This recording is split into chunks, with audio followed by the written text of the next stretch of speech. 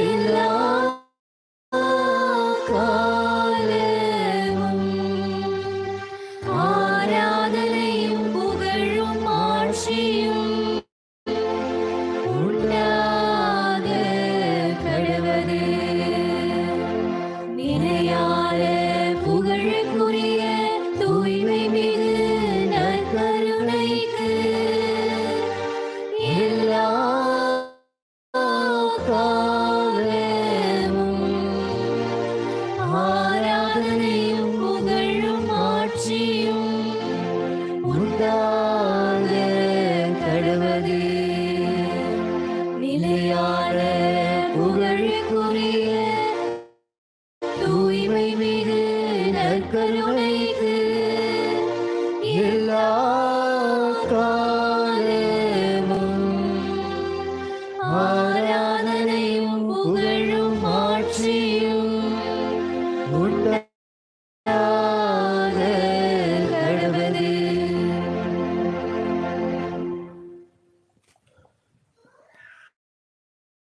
உன்னதராம் ஆண்டவர் நற்கருணை இறைவனாய் இந்த பலிப்பிடத்தில் எழுந்தள்ளி வந்திருக்கிற நம் ஆண்டவர் இயேசு கிறிஸ்துவை உற்று நோக்குவோம்.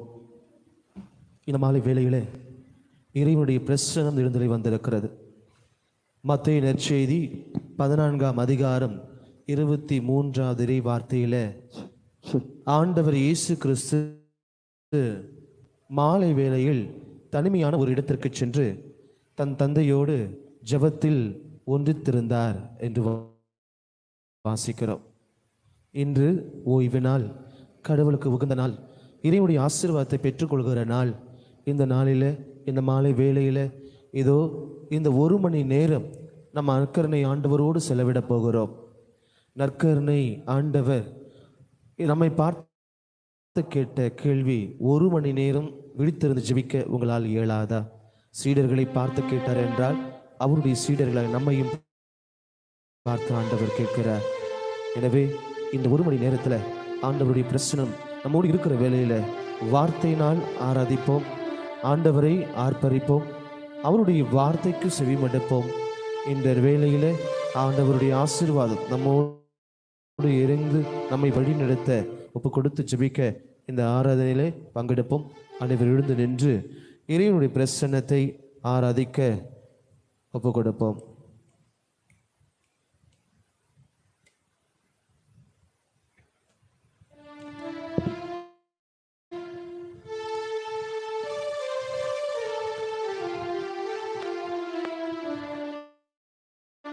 இயேசு இறைவா, இயேசு இறைவா,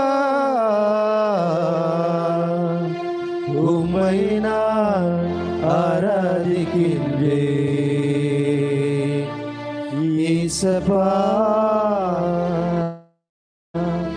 உம்மை நான் ஆராதிக்கின்றேன்.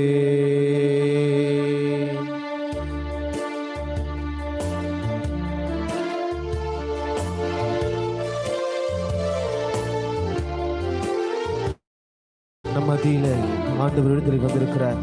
உற்சாகத்தோடு ஆண்டவரை ஆராதிப்போம். இயேசு இறைவா, இயேசு இறைவா, உம்மை நான் ஆராதிக்கின்றேன். இயேசப்பா, உம்மை நான் ஆராதிக்கின்றேன்.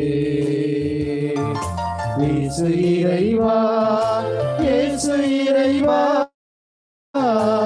உம்மை நான் ஆராதிக்கின்றேன். இயேசப்பா, உம்மை நான் ஆராதிக்கின்றேன். கரங்களை தட்டி இறைவா, இறைவா, உம்மை ஆராதிக்கின்றேன். இதயம் இனிதே உம்மை ஆராதிக்கின்றேன்.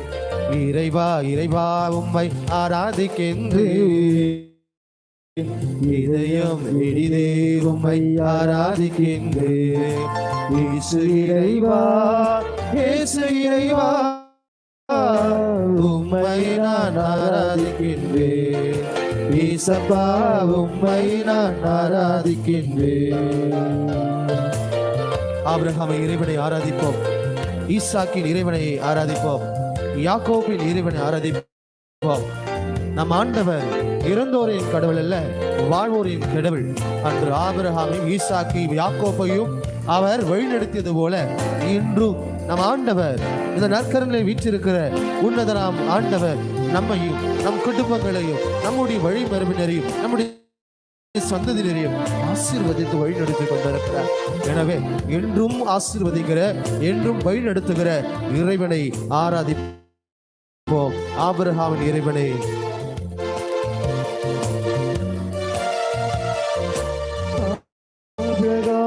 இறைவனை ஆராதிக்கின்றேன், ஈசாக்கின் இறைவனை ஆராதிக்கின்றேன், ஆபிரகாமின் இறைவனை ஆராதிக்கின்றேன், ஈசாக்கின் இறைவனை ஆராதிக்கின்றேன், யாக்கோபின் இறைவனை ஆராதிக்கின்றேன், யாக்கோபின் இறைவனை ஆராதிக்கின்றேன். உற்சாகத்தோடு இறைவா இறைவா உம்மை ஆராதிக்கின்றேன், இதயம் இனிதே உம்மை ஆராதிக்கின்றேன். சொல்லோ இறைவா இறைவா உம்மை ஆராதிக்கின்றேன், இதயம் இனிதே உம்மை ஆராதிக்கின்றேன்.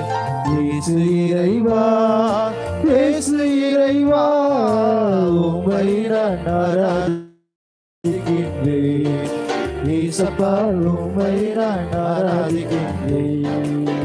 வார்த்தையான இறைவனாய் நம் மத்தியிலே வாழ்கிறவர், வார்த்தை மனுருவானார், நம்மிடையே குடிக்கொண்டார். யோவான் நற்செய்தி 1ஆம் அதிகாரம் 14வது இறைவார்த்தையில வாசிக்கிறோம். வார்த்தையான இறைவன் இதோ உணவாக இந்த நற்கரனில தன்னை முழுமையாக கையளிக்கின்றார். அந்த நற்கரனை ஆண்டவரை இந்த பலிபீடத்துல இதோ எழுந்தறி வந்திருக்கிறார். எனவே நற்கரனை ஆண்டவராம் வார்த்தையான இறைவனை ஆராதிப்போம், வல்லமுள்ள இறைவனை ஆராதிப்போம், வாழ்வழிக்கும் இறைவனை ஆராதிப்போம். வார்த்தையான இறைவனை ஆராதிக்கின்றேன், வாழ்வழிக்கும் இறைவனை ஆராதிக்கின்றேன், வார்த்தையான இறைவனை ஆராதிக்கின்றேன், வாழ்வழிக்கும் இறைவனை ஆராதிக்கின்றேன், வல்லமையின் இறைவனை ஆராதிக்கின்றேன், வல்லமையின் இறைவனை ஆராதிக்கின்றேன். இறைவா இறைவா உம்மை ஆராதிக்கின்றேன், இதயம் இனிதே உம்மை ஆராதிக்கின்றேன். ஆமென். இறைவா இறைவா உம்மை ஆராதிக்கின்றேன், இதயம் இனிதே உம்மை ஆராதிக்கின்றேன். இயேசு இறைவா இயேசு இறைவா உம்மை நான் ஆராதிக்கின்றேன்,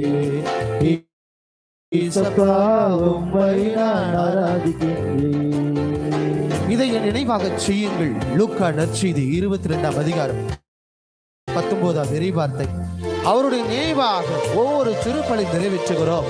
இறைவன் கொடுத்த அந்த கட்டளைகளை நாம் ஒவ்வொரு திருப்பலி நிறைவேற்றுகிறோம். நற்கரணையில இதோ என்னுடைய உடல், இதோ என்னுடைய ரத்தம் என்று சொல்லி ஆண்டவர் இந்த பலிபீடத்தில் எழுந்து வருகிறார். அந்த ஆண்டவரை இந்த நற்கரணையிலே நாம் ஆராதிக்கிறோம். எனவே நற்கரணை இறைவனை ஆராதிக்கிறேன், மீட்பளிக்கும் இறைவனை ஆராதிக்கிறேன், மன்னிக்கும் இறைவனை என்று சொல்லி நாம் ஆண்டவரை ஆராதிப்போம். இந்த நற்கரணை ஆண்டவர் மன்னிக்கிற தேவனாய், வாழ்வளிக்கிற தேவனாய், உனக்கும் எனக்கும் மீட்பை கொடுக்கிற இறைவனாய் இருக்கிறார். எனவே உற்சாகத்தோடு ஒப்பு கொடுத்து சொல்லுவோம்.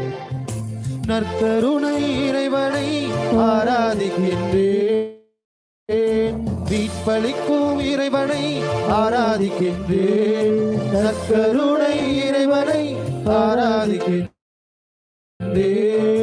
மீட்பளிக்கும் இறைவனை ஆராதிக்கின்றேன், மன்னிக்கும் இறைவனை ஆராதிக்கின்றேன், மன்னிக்கும் இறைவனை ஆராதிக்கின்றேன். இறைவா இறைவா உம்மை ஆராதிக்கின்றேன். உள்ளத்தின் ஆழத்திலிருந்து இனிதே உம்மை ஆராதிக்கிறேன். உற்சாகம் மீண்டுமா இறைவா இறைவா இறைவா ஆண்டவரே, இதோ உம்மை ஆராதித்து மகிழ்கிற, உம்மை வணங்கி உம்மை துதிக்கிற ஒவ்வொரு மீதும் உம்முடைய ஆசீர்வாதத்தை ஊற்றும்படியாய் இந்த மாலை வேளையில அப்பா உம்முடைய வார்த்தை கேட்பதற்கும் உம்மை ஆராதிப்பதற்கும் உம்மை தேடி வந்திருக்கிற ஒவ்வொருவரையும் ஒப்பு கொடுக்கிறேன். ஆசீர்வாதத்தை நிரப்புங்கப்பா, வல்லமையினால நிரப்புங்க, அபிஷேகத்துல நிரப்புங்கப்பா. நன்றி இயேசுவே, நன்றி இயேசுவே, பிரசன்னத்திற்காக நன்றி. ஆராதிக்கின்றேன். இயேசு இறைவா, இயேசு இறைவா,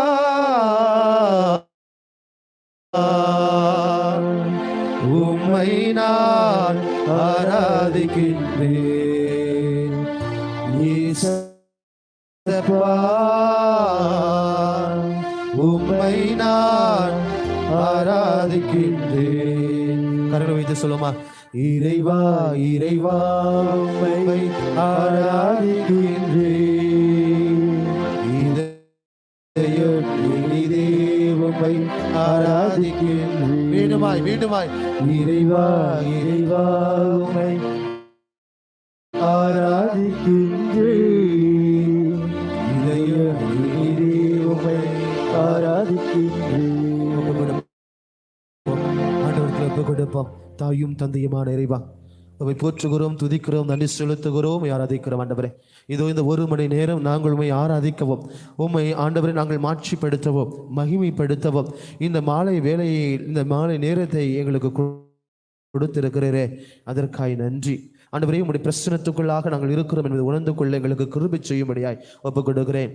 ஆண்டவரே, அன்று சாமுவேலோடு நீ பேசினேன், ஆண்டவரை பேசும் அடியேன் கேட்கிறேன் என்று அந்த சாமுவேல் உம்முடைய வார்த்தைக்கு செவி கொடுக்க வாஞ்சியோடு இருந்தார். இந்த மாலை வேளையில எம்முடைய மக்களும் உம்முடைய பிரசன்னத்துக்காக, உம்முடைய வார்த்தைகளை கேட்பதற்காக ஆர்வத்தோடு வந்திருக்கிறார்கள், ஆவலோடு வந்திருக்கிறார்கள். என் மக்களை ஒப்பு கொடுக்கிறேன். ஆண்டவரே, ஆண்டவரே பேசும் அடியேன் கேட்கிறேன் என்ற வார்த்தை கேட்ப உம்முடைய வார்த்தை கேட்க வந்த ஒவ்வொருவரும் நன்மையால் நிரப்பப்பட, உம்முடைய வார்த்தையினால் நிரப்பப்பட ஒவ்வொருவரையும் ஆசீர்வதிக்கும்படியாக ஜெபிக்கிறேன். கவலையோடு வந்து வேதனையோடு வந்திருக்கிறவர்கள், நம்பிக்கையோடு வந்திருக்கிறவர்கள், ஆண்டவரே உம்முடைய இரக்கத்திற்காய், உம்முடைய ஆசீர்வாதத்திற்காய் ஒப்பு கொடுத்து ஜெபிக்க வந்திருக்கிறவர்கள் அனைவரையும் பதத்தில் ஒப்பு கொடுக்கிறேன். ஆண்டவரே, ஆயிரல்லா ஆடுகளைப் போல மக்கள் அலைகழிக்கப்படுவதை பார்த்து அவர்கள் மீது இரக்கம் கொண்டு அவர்களுக்கு பலவற்றை கற்பித்ததாக மார்க்கு நற்செய்தி 6ஆம் அதிகாரம் 34வது இறைவார்த்தையில் வாசிக்கிறோம். ஆண்டவரே, இந்த வார்த்தையை நிமித்தம் இதோ இந்த நாளில அப்பா உம்முடைய வார்த்தையினாலே ஆறுதல் பெறவும், அரவணைக்கப்படவும், உம்முடைய வார்த்தையினாலே அவள் வாழ்வு ஈடேற்றம் பெறவும், ஏற்றம் பெறவும் நம்பிக்கையோடு வந்திருக்கிறவங்க ஒப்பு கொடுக்கிறேன். உம்முடைய வார்த்தைகள் ஆறுதல் தரும் வார்த்தைகள். ஆண்டவரை, நாங்கள் யாரிடம் போவோம்?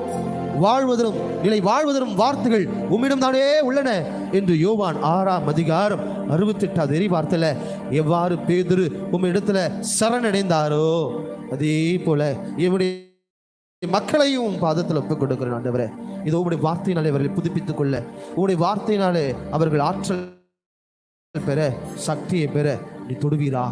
ஆண்டவரை, தொட்டு ஆசீர்வதிப்பீரா. ஒவ்வொருவரையும் தொடும்படியாய் சிறியவர் முதல் பெரியவர் வரை இந்த ஆலயத்தில் குழுமி இருக்கிறவர்கள், வர முடியாதவர்கள் அனைவரையும் ஒப்புக் கொடுக்கிறேன். உம்முடைய பிரசன்னத்தால தொடுவீராக, உம்முடைய வல்லமையினால தொடுவீராக, உம்முடைய சமாதானத்தில் ஆசீர்வதிப்பீராக. இறைவா இறைவா உம்மை ஆராதிக்கின்றேன். இதயம்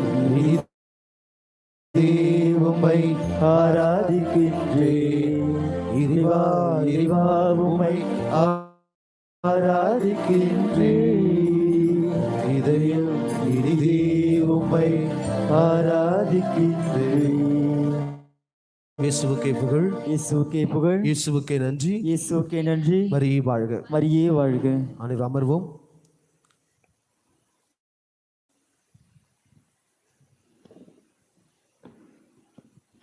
இயேசுவில் பிரியமுள்ளவர்களே, நாம் அடிக்கடி கேட்டிருக்கிற வார்த்தைகள் யோவான் நற்செய்தி 10ஆம் அதிகாரம் 11வது இறை வார்த்தை. யோவான் நற்செய்தி 10ஆம் அதிகாரம் 11வது இறை வார்த்தை. யாராவது வாசிங்க.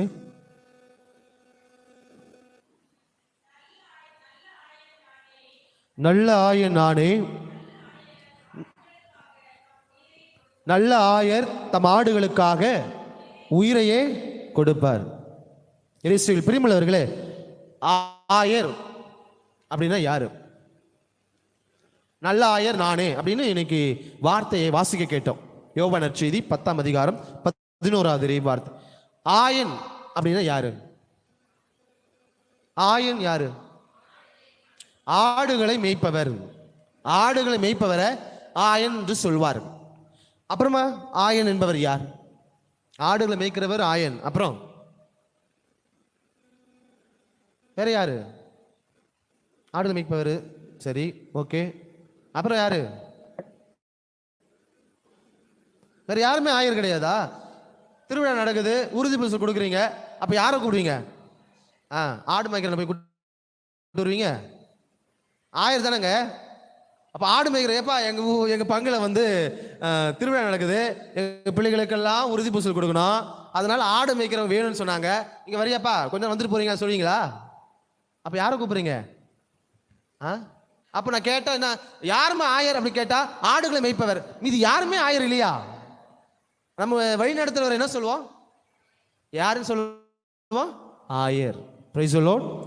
ஒரு திரு அவை, ஒரு மறை மாவட்டத்தை வழி நடத்துவரை ஆயர் என்று சொல்றோம்.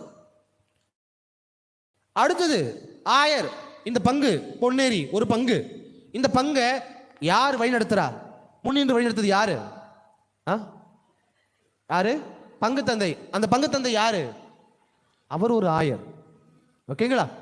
அப்போ ஒரு குடும்பம், ஒரு குடும்ப தலைவர், குடும்ப தலைவி, அவங்களுக்கு 3 பிள்ளைகள், 2 பிள்ளைகள், 4 பிள்ளைகள். இப்ப அந்த குடும்பத்திற்கு யார் ஆயர்? யாரு? சொல்லுங்க. அப்படின்னா என்ன அர்த்தம்? அவங்க குடும்பத்தில் இருக்க தந்தை, அப்பாவோ அம்மாவோ ஆயர். Praise the Lord. Praise the Lord. அப்போ நல்ல ஆயர் நானே. அப்ப நம்ம ஆண்டவர் சொல்றார், தெளிவுபடுத்துறார். என்ன தெளிவுபடுத்துறாருன்னா, அவர் ஆயராக இருக்கிறார், நல்ல ஆயனாக இருக்கிறார். நல்ல ஆயன் என்பவன் தன் ஆடுகளுக்காக உயிரை கொடுப்பான். அப்போ குடும்பத்துல ஒரு குடும்ப தலைவர், குடும்ப தலைவி, அவங்க ஆயர் அப்படின்னா அவங்க ரத்தத்தை இயேசுவை போல சிலுவையில போயிட்டு சிந்துறாங்களா? இல்ல, உழைப்பை கொடுக்கிறார்கள். Praise the Lord. அவர்கள் உழைப்பு தான் ரத்தம். அந்த ரத்தத்தை தான் அவங்க சிந்தி, அதை தான் ஒரு என்ன சொல்றது, பணமா சம்பாதிச்சு சம்பளமா வாங்கி அதை வந்து பிள்ளைகளுக்கும் குடும்பத்திற்கும் செலவழிப்பது தான் அவர்கள் என்ன. ஒவ்வொரு வியர்வையும் என் தந்தையின் ரத்தம். Praise the Lord. அப்போ ஆண்டவர் நமக்கு இன்னைக்கு ஒரு வார்த்தை கொடுத்திருக்கார், நல்ல ஆயன் நானே. அப்போ இஸ்ராயல் மக்களை வழிநடத்துறவர்கள் எல்லாமே ஆயராக கருதப்பட்டார்கள். அரசன் ஆயனாக இருந்தான், ஆடுகள் மேய்ப்பவர் அந்த பிரதான தொழில் உங்களுக்கு தெரியும். இஸ்ராயல் மக்களுடைய பிரதான தொழில் என்ன? ஆடுகளை மேய்ப்பது. அப்ப அந்த ஆடுகளை மேய்த்து கொண்டிருந்த அந்த ஒரு சூழ்நிலையில மக்களும் ஆடுகள், இன்னோசென்ட் பீப்புள் இல்லையா, சூதுவாது தெரியாதவர் மக்களையும். அதனாலதான் ஆண்டவர் சொல்றாரு பேதுரு, நீ என்னை அன்பு செய்கிறாயா? அப்ப பேதுரு என்ன சொன்னாரு? பேதுரு என்ன சொன்னாரு? 3 முறை மறுதளிச்ச பிறகு ஆண்டவர் உயிர்த்த தேவன் பேதுருக்கு காட்சி கொடுத்த பொழுது பேதுரை பார்த்து என்ன கேட்கிறாரு? நீ என்னை ஐயோ நீ என்னை அன்பு செய்கிறாயா? உடனே பேதுரு என்ன சொன்னாரு? ஆண்டவரே, உமக்கு தெரியும் நான் உங்களை அன்பு செய்கிறேன். உடனே ஆண்டவர் சொல்றாரு, என் ஆடுகளை பேணி வளர். அப்போ நம்ம திரு அவையை ஆண்டவர் பேதுரு ஒப்படைத்து அந்த பேர் சொல்றாரு இல்லையா? மத்தேயு நற்செய்தி 16ஆம் அதிகாரத்துல வாசிக்கும் பொழுது 16ஆம் அதிகாரம் 19வது இறைவார்த்தை வாசிங்க. மத்தேயு நற்செய்தி 16ஆம் அதிகாரம் 19வது இறைவார்த்தை. விண்ணரசின் திறவுகோலை நான் உன்னிடம் தருவேன், மண்ணுலகில் தடை செய்வது விண்ணுலகிலும் தடை செய்யப்படும், விண்ணுலகிலும் அனுமதிக்கப்படும். அப்போ கடவுள் பேதுரு அழைத்து இந்த ஆசீர்வாதத்தை கொடுக்கிறார். அதனாலதான் பேதுரு கையில ஒரு திறவுகோல் இருக்கு. அவருடைய ஸ்டாச்சு பார்த்தீங்க அப்படின்னா, சுரூபத்தை பார்த்தீங்க அப்படின்னா கையில் என்ன இருக்கும்? கையில் என்ன இருக்கும்? என்ன இருக்கும்? மிக்கேல் சமன்ஸுடைய சுரூபத்தை பார்க்கும்போது கையில் என்ன இருக்கும்? என்ன மிக்கேல் சமன்ஸை பார்த்ததே இல்லாத மாதிரி பார்க்குறீங்க. என்ன முதல் தடவை பார்க்குறீங்க, ஒத்துக்கிற. முதல் தடவை என்னை பார்க்குறீங்க, தெரியுது, ஓகே. உங்களை பற்றி தெரியாது ஃபாதர்னு சொல்லலாம். மிக்கேல் சமன்ஸுடைய சுரூபத்தை பார்த்துட்டே இருக்கிறோமே, என்ன இருக்கும்? ஈட்டி இருக்கும். அப்போ இப்போ பேதுருடைய சுரூபத்தை நீங்க பார்க்கும்போது அவர் கையில் என்ன இருக்கும்? சாவி இருக்கும். ஏன் சாவி இருக்குது? ஆண்டவர் என்ன சொன்னார்? இப்போ விண்ணகத்தின் திறவுகோலை உன்னிடம் கொடுப்பேன். அப்போ அந்த பொறுப்பை கடவுள் இயேசு கிறிஸ்து யாரிடம் கொடுத்திருக்கிறார்னா, அவருக்கு பிறகு அந்த பேதுரு வழி வருகிற. அதனாலதான் திருத்தந்தை, அந்த திருத்தந்தையுடைய வார்த்தைக்கு நம்ம கட்டுப்பட்டவர்களாக, அந்த திருஅவைக்கு கட்டுப்பட்டவர்களாக நாம் இருக்கிறோம். ஏன்னா அவர் வழி நடத்துவார். அதனாலதான் நம்ம ஆயர் கையில அவர் பூசைக்கு உள்ள வரும்போது என்ன எடுத்துட்டு வராரு? இது ஒன்று எடுத்துட்டு வர ஃபாதர், கோல் எடுத்துட்டு வர்றாரு. எதற்கு அந்த கோல்? அடையாளம், ஆயருக்குரிய ஒரு அடையாளம். அந்த அடையாளத்தோட தான் அவர் உள்ள வருவார் ஆலயம். அப்போ அவரிடம் கொடுக்கப்பட்டது பணி என்ன? அன்னைக்கு பேதுருக்கிட்ட ஆண்டவர் சொன்னாரோ அதே தான், என் ஆடுகளை பேணி வளர். அப்போ ஆண்டவர் ஆயனாக இருக்கிறார் அப்படின்னா, எரேமியா புத்தகம் 23ஆம் அதிகாரம் இன்றைய முதல் வாசகம். இந்த ஆயனை பத்தி பேசுற வேலையில ஆயனை பத்தி நல்லா பேசணும். ஆனா கடவுள் இன்னைக்கு ஒரு எச்சரிக்கை கொடுக்கிறார். எரேமியா புத்தகம் 23ஆம் அதிகாரம் 1-2 இறை வார்த்தைகள்ல வாசிங்க.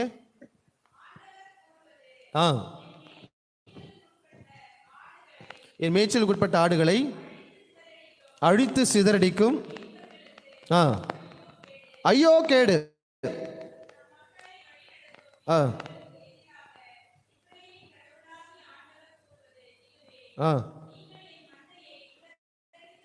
என் மந்தையை சிதறடித்து விட்டீர்கள், துரத்து அடித்தீர்கள், பராமரிக்கவில்லை.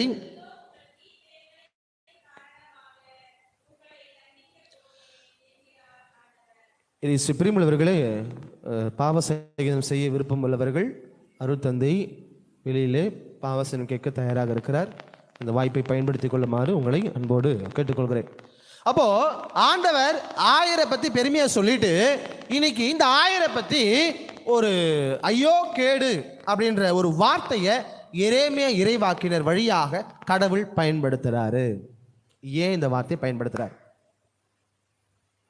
ஏன் இந்த வார்த்தையை பயன்படுத்துறார்? இப்போ நம்ம சொன்னோம், ஆயன் என்பவன் யார் அப்படின்னு சொல்லும்போது ஆடுகளை மேய்ப்பவன். ஆடுகளை மேய்க்கிறவன் என்ன பண்ணுவான் அப்படின்னா, உண்மையான ஆயன் என்பவன் முதல்ல அந்த ஆடுகளுக்கு முன்னாடி போகணும். ஏன் முன்னாடி போனோம் அப்படின்னா, அப்பதான் எந்த எதிரிகள் வந்தாலும், சிங்கம் வந்தாலும், ஓனாய் வந்தாலும், கரடி வந்தாலும் கையில் இருக்கிற அந்த தடியை வச்சு இந்த ஆடுகளை பாதுகாக்கணும். அதுதான் நல்ல ஆயனுக்குரிய பண்பு. ஆடுகள் பின்னாடி வரட்டும் சொல்லிட்டு முன்னாடி அனுப்பிட்டு பின்னாடி போனா அந்த ஆடுகள் ஒவ்வொன்றும் ஒரு முறை போயிடும். ஆனா ஆண்டவர் யோவான் நற்செய்தி 10ஆம் அதிகாரத்தில் 27வது இறைவார்த்தை சொல்லுது போல, என் ஆடுகள் எனக்கு தெரியும், அவை எனக்கு செவி கொடுக்கும் அப்படின்ற வார்த்தை சொல்லுவார். அப்படின்னா என்ன அர்த்தம் அப்படின்னா, உண்மையான ஆயன் என்பவன் தன் ஆடுகளை அறிந்து கொண்டு அதற்கேற்றவாறு ஃபோர் ஃப்ரண்ட்ல இருந்து வழி நடத்தணும். திருத்தந்தை சமீபத்தில் குருக்களை பற்றி சொல்லும் பொழுது ஷெப்பர்டை பற்றி சொல்லும்போது சொல்றார், the shepherd should know the smell of the sheep. அப்படின்னா ஒவ்வொரு ஆடை கூப்பிட்டு இது என்ன சொல்லுவான், அந்த ஜாஸ்மின் சென்ட் அச்சு வந்திருக்குது, இந்த அப்புறம் எம்மா இங்கெல்லாம் வாங்க, நீங்க இந்த சென்ட் வச்சிருக்கீங்க, அந்த சென்ட் வச்சிருக்கீங்க, the shepherd should know the smell of the sheep. அப்படின்னா ஒவ்வொருத்தரும் என்னென்ன சென்ட் அச்சு வந்திருக்கீங்க, வாங்க என்கிட்ட சொல்லிட்டு போங்க. அப்படியா? the shepherd should know the smell of the sheep அப்படின்னா என்ன அர்த்தம்? ஆயன் தன் ஆடுகளை அறிந்திருக்க வேண்டும். எந்த ஆடுக்கு எந்த தேவை, எதுக்கு எது தேவை பார்த்தீங்கன்னா அதான், இந்த ஆடுக்கு இது தேவை, இந்த ஆடுக்கு ஒரே ஆடுக்கு எல்லாமே இருக்காது. இப்ப மக்கள் அப்படின்னா என் மக்களுக்கு என்ன தேவை என்பதை அறிந்து செயல்பட வேண்டும். என் மக்களுக்கு இது தேவையா, இந்த குடும்பத்துக்கு இது தேவைன்னா அது பார்க்கணும், இந்த குடும்பத்துக்கு இது தேவையா அது பார்க்கணும். அப்போ ஒவ்வொரு குடும்பத்தில் இருக்க கஷ்டங்கள் என்ன, ஒவ்வொரு குடும்பத்தில் இருக்க பிரச்சனைகள் என்ன, ஏன் ஜெபிக்க முடியல, ஏன் இந்த மக்கள் கோயிலுக்கு வர மாட்டேன்றாங்க, என்ன சூழ்நிலை, என்ன காரணம், குறை சொல்றதுக்காக இல்லை, மாறாக அவருடைய இயலாமை அதை எப்படி உதவி செய்யலாம், அவர்களோடு இணைந்து எப்படி திட்டமிடலாம், எப்படி அவங்க ஜெபிக்க வழி நடத்தலாம், எப்படி அவர்களை ஒருங்கிணைக்கலாம், எப்படி அன்பியத்தை ஒருங்கிணைக்கலாம், எப்படி பங்கில் இருக்கிற பக்த சபைகளை ஒருங்கிணைக்கலாம், எல்லாத்தையும் அறிந்திருக்க வேண்டும். அதனால தான் நம்ம திருத்தந்தை சொல்றார், the shepherd should know the smell of the sheep. அப்படி சொல்றதுக்கு காரணம் என்ன? எல்லாத்தையும் அறிந்து செயல்படணும். நானும் உங்ககிட்ட வரமாட்டேன், நீங்களும் இந்த கூட்டம் பேச்சா தான் இருக்கணும். இந்த கூட்டம் தாண்டி நான் வரமாட்டேன், வடிவேலு மாதிரி பேசிட்டு இருக்க முடியாது. ஏன்? அது வேற, இது வேற. அப்போ ஆண்டவர் ஒரு ஆயனா இருந்து இதுதான் அறிந்து கொள்கிறார். என்னுடைய மக்களுடைய கஷ்டங்கள் என்ன. நீங்களும் நானும் கோயிலுக்கு வரும்பொழுது ஆண்டவர் நோக்கி ஜெபிக்கிறோம். அப்போ ஆண்டவர் நோக்கி ஜெபிக்கும் பொழுது எல்லாரும் ஒரே தேவையில் ஜெபிக்கிறோமா? எல்லாரும் ஒரே தேவையில் ஜெபிக்கிறோமா? குழந்தைங்க வந்து என்ன பண்ணுவோம், எனக்கு கார் வாங்கணும், பில்டிங் வாங்கணும், என்ன பண்ணணும், வர எக்ஸாமில் நான் பாஸ் பண்ணணும், அதுதான் பெரிய அச்சீவ்மெண்ட்டாக இருக்கும். அப்போ கொஞ்சம் தொழில் செய்கிறவங்க என் தொழில் கொஞ்சம் டெவலப் ஆகணும்னு சொல்லுவாங்க. குடும்பத்தில் கஷ்டம் இருக்கிறவங்க என் கஷ்டம் கடன் சுமை இருக்கிறவங்க கடன் சுமை நீங்கள் தான் பேசுவாங்க. நான் பெரிய தொழிலதிபர் ஆகணும் ஜெபம் பண்ண மாட்டாங்க. அப்போ ஒவ்வொருவருக்கும் ஒரு தேவை. அப்போ ஆண்டவர் ஆலயத்தில் இருக்கிறாரு அப்படின்னா எல்லாரும் அறிந்திருக்கிறார். நீ கோயிலில் உள்ள வரும்போது அவருக்கு தெரியும். ஏன் தெரியும்? ஆயனுக்கு ஆடுகளை தெரியுமா தெரியாதா? தெரியுமா தெரியாதா? வாசிங்க யோவான் 10:27. யோவான் செய்தி 10:27. என் ஆடுகள் என் குரலுக்கு செவி சாய்க்கின்றன, எனக்கும் அவற்றை தெரியும், அவையும் என்ன பின்தொடர்கின்றன. கடவுள் சொல்றாரு பாருங்க, எனக்கு தெரியும். அப்ப நீங்க கோயிலுக்குள்ள வரும் பொழுது நீங்க எதற்காக ஜெபிக்க போறீங்க? என்ன வேணும்? கடவுளுக்கு தெரியுமா தெரியாதா? தெரியுமா தெரியாதா? சொல்லுங்க. தெரியும். தாயின் கருவில் உருவாகும் முன்னே நான் தேர்ந்தெடுத்தேன். எசாயா 49:1 இறைவார்த்தை கடவுள் சொல்றார் அப்படின்னா தெரியும். அதனாலதான் மத்தேயு நற்செய்தி 6:8 இறைவார்த்தை வாசிக்கும் போது ஆண்டவர் சொல்றாரு, மத்தேயு 6:8 இறைவார்த்தை, நீங்கள் உங்கள் தேவைகளை கேட்கும் முன்னரே உங்கள் விண்ணக தந்தை, சொல்லுங்க மீதி கம்ப்ளீட் பண்ணுங்க.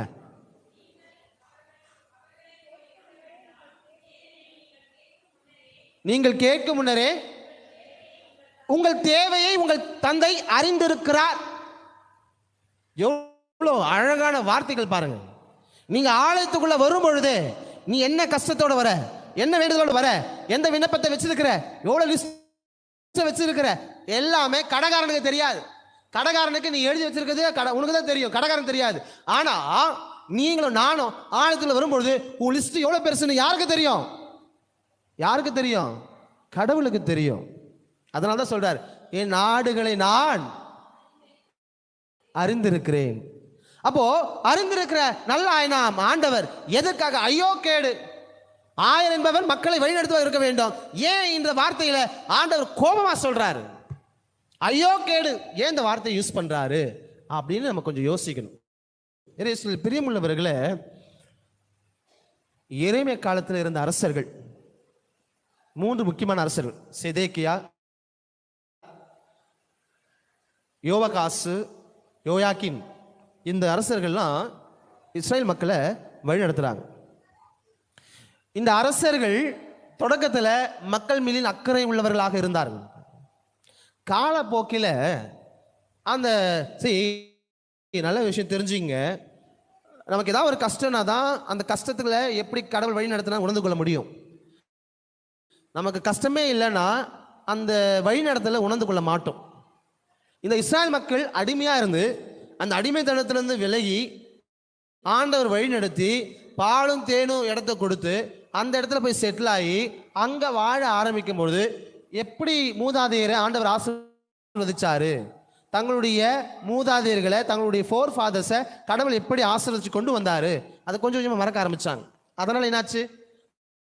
உண்மையான கடவுளை விட்டுட்டு வேற்று தெய்வ வழிபாடு, இதை வணங்குறது அதை வணங்குறது, கோயிலுக்கு வர்றது கிடையாது, கடவுளை தேர்றது கிடையாது. இதனால கடவுளுக்கு கோபம் வருது.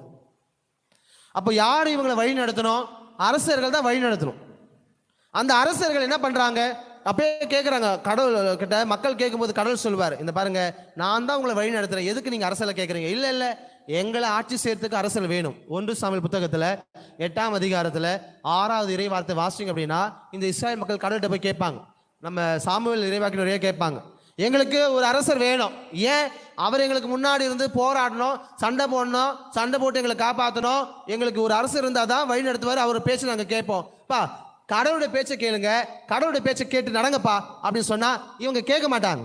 அப்போ அந்த இடத்துல சாமுவேல் கிட்ட கடவுள் சொல்வார், நீ விட்டுரு, ஆனா ஒரு விஷயம் சொல்லு, இவங்களுக்கு வந்து அரசர் வந்தாங்கன்னா அவன் இஷ்டத்துக்கு வழி நடத்துவான், அந்த அரசர் அதிகாரத்தை பயன்படுத்துவான், உங்க பிள்ளைகளை அடிமையா பயன்படுத்துவான் அப்படின்னு சொல்லிட்டு ஒரு எச்சரிக்கை கொடுக்கிறார். நீங்க 1 சாமுவேல் 8ஆம் அதிகாரம் 6-9 இறை வார்த்தைகள் 10 வாசிச்சீங்கன்னா இது உங்களுக்கு வரும். அப்போ இந்த மக்கள் என்ன பண்றாங்க? அரசன் தான் வேணும்னு சொல்றதுனால முதலாக சவுல அரசராக சாமுவேல் திருப்பொழிவு செய்கிறார். அப்போ சவுல், அவருக்கு அடுத்து தாவீது, தாவீதுக்கு அடுத்து சாலமோன், இப்படி அரசர்கள் மக்கள் அக்கறை உள்ளவங்க. அதுக்கப்புறமா சாலமோனுக்கு அப்புறமா கிங்டம் 2ஆ பிரியுது. அந்த பிரிவு வந்த பிறகு அவங்க இஷ்டத்துக்கு வாழ ஆரம்பிக்கிறாங்க. அந்த அரசர்கள் மக்களை வழி நடத்துறவங்க மக்களை கண்டுக்கிறது இல்லை. Praise the Lord. புரியுதுங்களா? தொடக்கத்தில் நம்மளிருந்து ஒருத்தர் ஆட்சி செய்ய வரும்பொழுது என்னுடைய மக்கள், என்னுடைய ஜனம் அப்படின்ற உணர்வு இருக்கும். அது போக போக என்ன ஆகும்? மாறும். இதுக்கு உதாரணம் சொல்லணும்னா, முன்னாடி எல்லாம் ஊர்ல பஞ்சாயத்து தலைவர் எலெக்ஷன் வைப்பாங்க. இந்த பஞ்சாயத்து தலைவரோ இல்லைன்னா சின்ன சின்ன போஸ்டிங்ல பொறுப்பா இருக்கவங்க எல்லாம் யாருன்னா, அந்த ஊர்லயே யார் நல்லவங்களா இருக்கிறாங்களோ அவங்கள ஐயா நீங்க நில்லுங்கன்னு சொல்லிட்டு அவங்களுக்கு சொல்லுவாங்க. ஏன்? அவங்க எண்ணங்கள் நல்ல எண்ணங்களா இருந்துச்சு. இன்னைக்கு பஞ்சாயத்து தலைவரா இருக்கட்டும், ஒரு வார்டு மெம்பரா இருக்கட்டும், இன்னைக்கு அரசியலில் வர்றவன் எந்த எண்ணத்தோட வரான்? என் மக்களுக்கு சேவை செய்யணும் அப்படிதான் வராங்களா? 50 லட்சம் செலவழிப்பான் ஒரு பஞ்சாயத்து தலைவருக்கு. 50 லட்சம் செலவழிக்கிறான்னா 50 லட்சம் செலவு பண்ணி உனக்கா செய்வான்? 50 லட்சம் அவன் இன்வெஸ்ட் பண்றானா? உன்னை தொழில் ஒன்று ஆரம்பிக்கிற அப்படின்னா, ஒரு தொழில் ஆரம்பிக்கிறீங்க, ஒரு தொழில் ஆரம்பிக்கிறீங்கன்னா 50 லட்சம் இன்வெஸ்ட் பண்றீங்க அப்படின்னா அந்த தொழில் வழி என்ன வரணும்? லாபம் வரணும். 50 லட்சத்துக்கு 70 லட்சமோ 80 லட்சமோ 1 கோடியோ அப்படி வரணும். அப்போ வார்டு நம்பரா நிற்கிறவன், பஞ்சாயத்து தலைவர் நிற்கிறவன், இவெல்லாம் வந்து 50 லட்சம் இன்வெஸ்ட் பண்ணிட்டு வரான் அப்படின்னா அவன் என்ன எதிர்பார்ப்பான்? போட்ட பணத்தை எடுக்கணும். பிஸ்னஸ். அப்போ எண்ணங்கள் எல்லாம் என்னவா இருக்கும்? பணம், அவனுடைய சுயநலம், அவன் சந்தோஷமா இருக்கணும், அவன் குடும்பம் சந்தோஷமா இருக்கணும். இதுதான் மனநிலை. அதே மனநிலை தான் இந்த இஸ்ராயலுடைய அரசர்கள் மத்தியிலும் வருது. அவங்க இந்த அரசியை கல்யாணம் பண்ணிக்கிறது, அவங்க செல்வாக்கு இருக்குது, அவங்கள கல்யாணம் பண்ணிப்பாங்க. அவங்கள கல்யாணம் பண்ண பிறகு அவங்க ஏதோ ஒரு தெய்வ வழிபாட்டை செய்வாங்க. அந்த தெய்வத்தை நீ வணங்கு. கடவுளுக்கு பிடிக்காத காரியம். அப்போ ஒரு தலைவனா இருந்து இந்த அரசர்கள் வழி நடத்த வேண்டியவங்க அவங்களுடைய பொறுப்புல இருந்து தவறிடுறாங்க. அதனாலதான் கடவுளுக்கு கோபம் வருது. ஐயோ கேடு! ஏன்னா இந்த மக்களை நீ சிதறடிக்கிறாய். ஒரு குடும்பத்தில் ஒரு குடும்ப தலைவன், ஒரு குடும்பத்தில் மனைவியையும் பிள்ளைகளையும் நல்வழிப்படுத்த இருக்கணும். நீ உழைக்கணும், உழைப்பை ஒன்று வீட்டுக்கு பயன்படுத்தணும். அதை விட்டு என் குடும்பம் எக்கேடு கெட்டா போனா போனேன், நான் சந்தோஷமா இருக்கணும்னு சொல்லிட்டு டெய்லியும் 1000 ரூபாய் சம்பளம் வாங்கிட்டு 200 ரூபாய் 300 ரூபாய் குடும்பத்தில் மனைவி கிட்ட கொடுத்துட்டு 700 ரூபாய்க்கு நீ குடிச்சிட்டு வந்தேனா உன் குடும்பம் எங்க போவோம்? Praise the Lord. Praise the Lord. இயேசுவுக்கே புகழ், இயேசுவுக்கு நன்றி, மரியே வாழ்க. அப்போ நல்லா கவனிங்க, ஒரு குடும்ப தலைவனுடைய பொறுப்பு தன்னுடைய பிள்ளைகளை பாதுகாத்துக்கணும், அந்த பிள்ளைகளுக்கு தேவைன்னு செய்யணும். ஒரு குடும்பத்தில் நீ சுயநலமா இருந்து பச்சா படிக்க கிடையாது, சாப்பிட்டா கிடையாதுப்பா, எனக்கு இது இருந்தால் தான் எனக்கு அப்படின்னு பொறுப்பில்லாதனா இருந்தேன்னா அப்போ பிள்ளைகள் எப்படி இருக்கும்? தந்தை கண்டிக்காம, தாய் அரவணைக்காம பிள்ளைகளை வளர்க்குறீங்க அப்படின்னா மனம் போன போக்கில் தான் உன் பிள்ளைகள் போகும். அப்ப கடவுள் கேள்வி கேட்பார். உனக்குன்னு ஒரு குடும்பத்தை கொடுத்து, உனக்குன்னு ஒரு மனைவியை கொடுத்து, குடும்பத்தை நீ நடத்துன்னு சொல்லிட்டு பொறுப்பை ஒப்படைச்சுனா ஐயோ கேடு. நீ பொறுப்பில்லாத அப்பாவா இருக்கிறியா? ஐயோ கேடு. நீ பொறுப்பில்லாத மனைவியா இருக்கிறியா? பொறுப்பில்லாத தாயா இருக்கிறியா? ஐயோ கேடு. ஏன்னா நான் என் மந்தைய உங்ககிட்ட கொடுத்தேன், நீ மந்தைய எப்படி வழி நடத்துற? பங்கு தந்தையா இருந்து நான் என்னோட மக்களை நல்வழிப்படுத்தலைன்னா ஐயோ கேடு. யாருக்கு பதில் சொல்லணும்? மக்களுக்கு பதில் சொல்லணும் இல்லையோ? கடவுளுக்கு பதில் சொல்லணும். நான் உன்னை பொன்னேரியில பங்கு தந்தையா உன்னை போட்டனே, நீ என்ன பண்ண? ஆன்மாக்களை கொண்டு வந்தியா? உன்னை பார்த்து சிதறடிக்க ஒட்டியே அவங்க எங்க வந்தாங்க? ஒன்னா சேர்ந்தாங்களா? அரவணைத்தையா? அவங்க ஜாதி மதம் பேதம் பார்க்காம என்னுடைய மக்கள் ஒன்னா தான் வராங்க. ஆலயத்தில் கிறிஸ்து நீங்க ஒன்றாக இருக்கிறீர்கள். கலாத்தியர் 3:28 வாசிப்போம். இனி யூதர் என்றோ கிரேக்கர் என்றோ அடிமை என்றோ உரிமை குடிமை என்றோ ஆண் என்றோ பெண் என்றோ வேறுபாடில்லை, கிறிஸ்து இயேசுவுக்குள் நீங்கள் ஒரே உடலாய் இருக்கிறீர்கள். கொடுத்த பொறுப்புகளை நீங்களும் நானும் செய்யாத போது இன்னைக்கு அரசர்களை பார்த்து சொன்ன அதே கடவுள் உன்னையும் என்னையும் பார்த்து சொல்வார், ஐயோ ஐயோ கேடு. நீ இங்க இஷ்டத்துக்கு வாழ்ந்துடலாம், பதில் சொல்லியே ஆகணும். நீ கொடுத்த பொறுப்புகளை செய்யாத போது, நான் கொடுத்த பொறுப்புகளை செய்யாத போது ஆண்டவர் அந்த அரசர்களை பார்த்து சொன்னது போல ஐயோ கேடு என்று சொல்வார். அப்ப நமக்கு எல்லாம் முன்னுதாரணமா இருக்குது யார்? அப்ப நம்ம யாரை பின்பற்றணும் அப்படின்னா அதுக்கு தான் ஆண்டவர் சொல்றார், நல்ல ஆயன் நானே. அப்ப நீங்களும் நானும் யாரை பின்பற்றணும்னா நல்ல ஆயனா நம்ம ஆண்டவர் இயேசு கிறிஸ்துவை பின்பற்ற வேண்டும். அவருடைய வார்த்தைகளை கேட்க வேண்டும், அந்த வார்த்தையின்படி வாழ வேண்டும். அதுதான் கடவுள் உங்ககிட்ட எதிர்பார்க்கிறது, என்கிட்டயும் எதிர்பார்ப்பது. அப்போ மார்க் நற்செய்தி 6ஆம் அதிகாரத்தில் 34வது இறைவார்த்தையில் வாசிக்கும் பொழுது அருமையா கொடுத்திருக்கிறாங்க. மார்க் நற்செய்தி 6ஆம் அதிகாரம் 34 வசனம் வாசிங்க. மார்க் 6ஆம் அதிகாரம் 34 வசனம். பெருந்திரளான மக்களை கண்டார், ஆயிரமில்லா ஆடுகளைப் போல இருந்ததால் அவர்கள் மீது பரிவு கொண்டு அவர்களுக்கு பலவற்றை கற்பித்தார். நல்ல கவனிங்க, ஆயிரமில்லா ஆடுகளைப் போல இருப்பதை கொண்டு பரிவு கொண்டு கற்பிக்கிறார். அப்போ இயேசு கிறிஸ்து 30ஆம் வசனத்துல நீங்க வாசிங்க அப்படின்னா, அதே மார்க் நற்செய்தியில 30ஆம் வசனத்துல சீடர்கள் வந்து சொல்லுவாங்க, நாங்க இது செஞ்சோம் அது செஞ்சோம். இயேசு அவங்களை கவனிப்பார், வெரி குட், அக்கறைக்கு போய் ஓய்விடுங்கள், ஏன்னா உங்ககிட்ட கொடுத்த பொறுப்பை நீங்க அழகா செஞ்சிருக்கீங்க, நல்லது, அந்த பொறுப்பை செஞ்சிருங்க. ஆனா நல்ல ஆயன் என்பவர் இவங்க பேசும்போது கவனிக்கிறார். நல்ல ஆயனுடைய பண்பை தான் முக்கியம். சீடர்கள் சொல்றாங்க, அனுபவத்தை பகிர்ந்து கொள்கிறார்கள். அப்போ இயேசு கூர்ந்து கவனிக்கிறார்.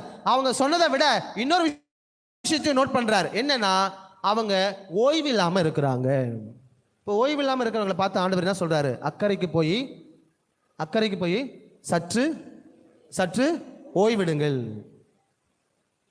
உங்க வீட்டுக்காரரு நைட் ஷிஃப்ட் போயிட்டு வராரு, தூங்கினுங்கிறார், ஃபோன் வருது. ஃபோன் வந்த உடனே என்ன பண்ணுவீங்க? என்ன பண்ணுவீங்க? வீட்டில் நடக்கத்தானே கேட்குறேன், அவுட் ஆஃப் கொஸ்டின் நான் கேட்டேன். ஸ்கூலில் தான் ஃபாதர் இது வந்து புக்கிலேயே இல்லை father, out of question father அப்படின்னு சொல்லுவாங்க. இது அவுட் ஆஃப் கொஸ்டின் கிடையாது, வீட்டில் நடக்கிற நிகழ்வு. உங்கள் வீட்டுக்காரர் நைட் ஷிஃப்ட் போயிட்டு வந்து தூங்குறாரு, ஃபோன் வருது, நீங்கள் ஃபோன் எடுத்து பண்ணி என்னங்க ஏந்துருங்க ஃபோன் வருது அப்படி எடுப்பீங்களா? ஃபோன் பண்ண சொல்லுவீங்க, அவர் நைட் ஷிஃப்ட் போயிட்டு வந்து தூங்குறாரு, ரெஸ்ட் எடுக்கிறாரு, அவரை தொந்தரவு செய்யாதீங்க. அதுதான் நல்ல மனைவிக்கு அழகு, கணவனுடைய அதான் புரிதல் இல்லையா? அப்போ இயேசு கிறிஸ்து பாருங்க, தன் சீடர்கள் வராங்க, நிறைய ஷேர் பண்றாங்க, ஷேர் பண்ணும்போது லிசன் பண்றாரு. ஒரு நல்ல ஆயன் அப்படின்னா சொல்லுவதை கவனிக்க வேண்டும், அது முக்கியமானது. அப்போ ஒரு குடும்பத்துல ஒரு கணவன் மனைவி நிறைய விஷயங்கள் வச்சிருப்பாங்க, லிஸ்ட் வச்சிருப்பாங்க. நீங்க வேலை போயிட்டு வரதுக்குள்ள பல லிஸ்ட் வச்சிருப்பாங்க. எதுக்கு? இதை சொல்லணும், அதை சொல்லணும், இதை சொல்லணும், இப்படி நடந்துச்சு அப்படி நடந்துச்சுன்னு மனைவி பெரிய லிஸ்ட் வச்சு காத்துனுப்பாங்க. அப்ப கணவர் வந்த உடனே அவரும் டயர்டா இருப்பார். அப்ப அவருடைய களைப்பையும் மனைவி புரிஞ்சுக்கணும். பல வேலைகள் அப்படி கிடையாது, வீட்டுக்கார் வந்த உடனே உட்காந்து கேட்கணும். இல்லைன்னா மனைவி சொல்ற லிஸ்ட்டை பார்த்தீங்கன்னா அவ்வளோ கம்ப்ளைண்ட், இது கம்ப்ளைண்ட், அது கம்ப்ளைண்ட் வரும் பொழுது முதல் லிசன் பண்ணும். அது கணவன் மனைவி உறவு வலுப்பட வேண்டும் என்றால் எப்படி இயேசு தன் சீடர்களோட உறவை வலுப்படுவதற்காக கவனிக்கிறார், லிசன் பண்றார், செவி கொடுக்கிறார். அப்போ உறவு வலுப்பட வேண்டும் என்றால் அது எந்த உறவாக இருந்தாலும், ஒரு கணவன் மனைவி உறவு, பெற்றோர் பிள்ளைகள் உறவு, ஒரு பங்குல பொறுப்பாளருடைய உறவு, பங்கு தந்தையுடைய உறவு, எல்லாமே லிசன் பண்ணணும். லிசன் பண்ணாமே அவங்க சொல்லி முடிக்கிறதுக்குள்ள சண்டை போடக்கூடாது. அவங்க என்ன கருத்தை சொல்ல வராங்க, எதை சொல்றாங்க, எதை அவங்களால சொல்ல முடியல, அதையும் கவனிக்கணும். அதுதான் ஒரு ஆயனுக்குரிய பண்பு. அப்போ இயேசு சீடர்கள் சொல்றது கவனிக்கிறாரு, அவங்க ஓய்வு தேர்வு சொல்றாரு, போய் ஓய்விடுங்கன்னு சொல்றாரு. அதே வேளையில இந்த மக்கள் இறங்கி வரும்போது அவங்களுடைய கஷ்டத்தையும் புரிஞ்சுக்கிறார். இதுதாங்க நம்ம ஆண்டவர்கிட்ட இருக்குது. யாருடைய கஷ்டம் எதுவா இருந்தாலும் he will understand. அவ்வளவுதான். அவர் யாரு போய் சொன்னாலும், யாரு கேட்டாலும், எது பண்ணாலும் லிசன் பண்றாரு, கவனிக்கிறார். நீங்கள் அவரிடத்துல வந்து என்னெல்லாம் பேசுறீங்களோ, எதெல்லாம் ஜெபமா மாத்துறீங்களோ, எதெல்லாம் பகிர்ந்து கொள்கிறீங்களோ, உங்க கஷ்டம், உங்க மனசுல இருக்க வேதனைகள் எதை சொன்னாலும் first of all our Lord listens. அதனால தான் குரு ஏலி சாமுவேல் சொல்லி தராரு, அடுத்த முறை உன்னை யாராவது கூப்பிட்டா ஆண்டவரை பேசும் அடியேன் கேட்கிறேன்னு சொல்லுன்னு சொன்னாரு. நம்ம ஆண்டவர் கேட்கிற தேவன். நீங்க என்ன சொன்னாலும் வார்த்தை ரொம்ப முக்கியம். கடவுள்கிட்ட பேசும்போது முக்கியம். நம்ம வளரை கொட்டிடலாம் மற்றவங்கிட்ட பேசும்போது, அது மாதிரி கடவுள்கிட்ட பேச முடியாது. Praise the Lord. கடவுள்கிட்ட போயிட்டு நீங்க பாட்டுக்கு இஷ்டத்துக்கு பேச முடியாது. ஆண்டவர்கிட்ட நம்ம இப்போ சொல்லுவோம் இல்லையா, நம்ம பிஷப் கிட்ட போறோம் அப்படின்னா எடுத்துன்னு சப்பக்காக சொல்ல முடியாது. அவங்க 1008 வேலையில் இருப்பாங்க. அப்போ என்ன கருத்தை சொல்லணுமோ அந்த கருத்தை தான் சொல்லணும். என்ன விஷயத்த சொல்லணுமோ அது மட்டும் தான் பகிர்ந்துக்க முடியும். அதோ அப்போ கடவுளை பார்க்க வரோம் அப்படின்னா, அப்போ அந்த ஆண்டவர்கிட்ட நான் சொல்லும்போது நான் என்ன கேட்குறேன், எதை வேண்டுகிறேன், அது நான் தெளிவாக இருந்ததான் அது கேட்கு. அழுத பிள்ளை தான், அழுத குழந்தை தான் பால் குடி. அப்போ என்ன கேட்குறோமோ அதுக்கேற்ற தான். ஆனால் லிசன் பண்ணுறாரு, நம்ம சொல்றதெல்லாம் லிசன் பண்ணுறாரு. he keenly observes ஒவ்வொரு விஷயம். நீ சொல்லதையும் சொல்ல முடியாததையும் யார் கவனிக்கிறா? கடவுள் கவனிக்கிறார். உரோமையர் 8ஆம் அதிகாரம் 26வது இறைவார்த்தையில் வாசிங்களேன். உரோமையர் 8ஆம் அதிகாரம் 26வது இறைவார்த்தை. தூயாவியார் நம்ம வலுவற்ற நிலையில் நமக்கு துணை நிற்கிறார். ஏனெனில் எதற்காக எப்படி நாம் இறைவனை வேண்டுவது என்பது நமக்கு தெரியாது. தூயாவியார் சொல்வல்லம் பெற முடியாத நம்முடைய பெருமூச்சின் வழியாக நமக்காக பரிந்து பேசுகிறார். பாருங்க, நம்ம ஆலயத்தில் வந்து நம்ம விடுற பெருமூச்சு கூட அர்த்தம் யாருக்கு தெரியுது? கடவுளுக்கு தெரியுது. ஏன்னா ஆவியானவர் நமக்குள் குடிக்கொள்ளுகிற ஆவியானவர் அந்த நம்முடைய வேண்டுதலை விண்ணப்பங்களை கொண்டு போறாரு. அவர் பெருமூச்சு வழியாக பேசுகிறார். அப்போ ஆயனாம் நல்ல ஆண்டவர் அவருக்கு தெரியும் நீ எந்த வேதனையோட வந்திருக்கிற, உனக்கு என்ன தேவை. அதனால தான் மத்தேயு நற்செய்தியில 11ஆம் அதிகாரத்தில் 28வது வசனம் என்ன வாசிக்கிறோம்? சுமை சுமந்து சோர்ந்திருப்போரே எல்லோரும் என்னிடம் வாருங்கள், நான் உங்களுக்கு இளைப்பாறுதல் தருவேன். Praise the Lord. ஆண்டவர் சொல்ற பாருங்க, தெரியும். ஐ நோ யூ, எனக்கு உன்னை தெரியும். உன்னை தெரியும் அப்படின்னா உன்னை பற்றி முழுமையாக தெரியும். நீயும் நானும் பார்க்கறதுக்கு வெளியில ரொம்ப அழகா நல்லவன் போல வெளிவேடத்தன்மத்தோட பக்தியா இருக்கிற மாதிரி, நல்லதே பேசுற மாதிரி, செபிக்கிற மாதிரி, பாடுற மாதிரி, என்னதான் அழகான மேக்கப் பண்ணிட்டு வந்தாலும் உன்கிட்ட இருக்கிற எல்லா முள்ள மாதிரித்தனமும் யாருக்கு தெரியும்? ஆமாம், நானும் போய் ட்ரை பண்ணேன். ஏதாவது பவுடர் என்னடா அது பிரசங்க ஆராதனை செய்யணும்னு சொல்லிட்டாங்களே, பார்க்குறவங்க என்ன தான் மூஞ்சி பார்த்துன்னு இருப்பாங்க. ஏதாவது பவுடர் கிடைக்குமான்னு சொல்லிட்டு போனால் எதுவும் பவுடர் கிடைக்கல. அசிஸ்டன்ட் ரூமில் தேடி பார்த்தேன், பவுடர் கிடைக்கல. எதுக்கு? ஃப்ரெஷ்னஸ் வேணும், கரெக்ட் தான். ஆனால் வெளி வேடத்தை நம்ம வந்து மக்கள் முன்னாடி பார்த்து தாஜா பண்ணி ஏமாத்திடலாம். உள்ளுக்குள்ளே ஒன்று வச்சுக்கின்னு வெளியில் வந்து வேற மாதிரி செஞ்சிடலாம். ஆனால் கடவுள்கிட்ட அப்படி செய்ய முடியாது. 1 சாமுவேல் புத்தகம் 16ஆம் அதிகாரம் 7வது இறைவார்த்தை சொல்கிறது, மனிதர்கள் முகத்தை பார்க்கிறார்கள், ஆனால் கடவுளோ அகத்தை பார்க்கிறார், உள்ளத்தை பார்க்கிறார். அப்போ நீ எந்த இதில் வந்திருக்கிற? பார்க்கறது மேக்கப்ல போட்டு வந்திருக்க கிடையாது, ஃப்ரெஷ்ஷாக இருக்கிறது அது முக்கியம் கிடையாது. உன் உள்ளம் எப்படிப்பட்டதாக இருக்கிறது? உன் உள்ளம் பரிசுத்தமா இருக்குதா? உன் உள்ளம் கடவுளை துதிக்குதா? உண்மையான உள்ளத்தோடு வந்திருக்கியா? இல்ல மனைவியுடைய கம்பல்ஷனு, கணவனுடைய கம்பல்ஷனு, பிள்ளைகள் பெற்றோருடைய கம்பல்ஷனு, திட்டுறாங்க அதுக்காக வந்திருக்கிற? ஆண்டவர் தெரியும். எப்படா முடியும் டைம் பார்த்துருக்கிறியா? ஆனால் பார்த்துன்னு பாரு, ஏய் 1 மணி நேரம் கூட என்னோட செலவழிக்க முடியலையா? உனக்கு ஒரு நாளைக்கு 24 மணி நேரம் கொடுத்துருக்குறேன். நீ போற வர, உன்னை பாதுகாக்கிறேன், பராமரிக்கிறேன், உன்னை வழி நடத்துறேன், உன் குடும்பத்தை ஆசீர்வதிக்கிறேன். நன்றி விசுவாசமே இல்லையே? கடவுள் பார்த்து கேட்பாரு, கண்டிப்பா கேட்பாரு. அந்த 9 பேர் எங்கன்னு கேட்டார். லூக்கா நற்செய்தியில 17ஆம் அதிகாரத்தில் வாசிக்கிறோம், மற்ற 9 பேர் எங்க? 17:7 வாசிப்போம். மற்ற 9 பேர் எங்க போனாங்க? அப்போ ஆயன் காத்து கொண்டு இருக்கிறார் தன்னுடைய மக்களுக்காக, தன்னுடைய ஆடுகளுக்காக. ஆடுகள் என்ன சொல்றாங்க, என்ன தேவையா இருக்குது, அந்த தேவையை சொல்லாமலும் அறிந்து கொள்பவர் தான் கடவுள். அவர் தான் நல்ல ஆயன். அப்ப ஒரு குடும்பத்தை கூட என்ன தேவை என்பதை புரிந்து கொண்டு அனுசரித்து அன்போடு வழிநடத்துவது தான் ஒரு நல்ல குடும்ப தலைவனுடைய பொறுப்பு, நல்ல தலைவனுடைய பொறுப்பு. இதுதான் ஆண்டவர் நமக்கு ஒரு அழைப்பாக கொடுக்கிறார். இன்னைக்கு நம்ம திருவிழாவை கொண்டாடுறதுக்காக கூடியது 3வது நாளில் இருக்கிறோம். இந்த 3வது நாளில் எதுக்காக திருவிழாவை கொண்டாடுறோம்? ஏன் இந்த விழாவை கொண்டாடுறோம்? வருஷம் வருது ஃபாதர், அது வருஷம் வரனால நான் கொண்டாடுறோம். வருஷம் வருது தான். ஆனால் எந்த உள்ளத்தோடு இந்த விழாவை கொண்டாடுகிறாய்? கடவுளுக்கு பிடித்தமானது என்ன அப்படின்னா நல்ல உள்ளத்தோடு நன்றி சொல்லணும் தான். இந்த திருவிழா என்பது நன்றியின் விழா, அதில் சந்தேகம் இல்லை. ஆனால் அந்த நன்றியின் விழா உள்ள தூய்மையோடு, மன தூய்மையோடு, எல்லோரும் இணைந்து மகிழ்ச்சியோடு ஒரே குடும்பமாய் ஒரு ஆயனுடைய வழி நடத்துதில்ல நாம் இந்த விழாவை கொண்டாடுகிறோம் என்றால் அந்த விட மகிழ்ச்சி வேறு எதுவுமே கிடையாது. அதனால தான் லூக்கா நற்செய்தி 15ஆம் அதிகாரத்தில் நீங்கள் வாசிக்கும் பொழுது 7வது வசனம், மண்ணுலகில் மனமாறி ஒரு பாவி குறித்து விண்ணுலகில் பெருமகிழ்ச்சி உண்டாகும். கடவுளுக்கு ஒரு மகிழ்ச்சி. எதில் மகிழ்ச்சி? எல்லோரும் ஒன்னா சேர்ந்து ஆர்ப்பரிக்கும் பொழுது, எல்லோரும் ஒரே. அதனால தான் மத்தேயு 18:20 வாசிக்கிறோம், ஒருத்த கருத்தோடு ஒரே மனதோடு நம்ம எல்லாம் ஒன்னா சேர்ந்து ஜெபிக்கும் போது நம்ம ஜெபம் கேட்கப்படும். வாசிங்க, மத்தேயு 18:19-20 வசனம் சேர்த்து இருக்கும் பாருங்க. மத்தேயு 18:19 சேர்ந்து இருக்கும், வாசிங்க. உங்களில் இருவர்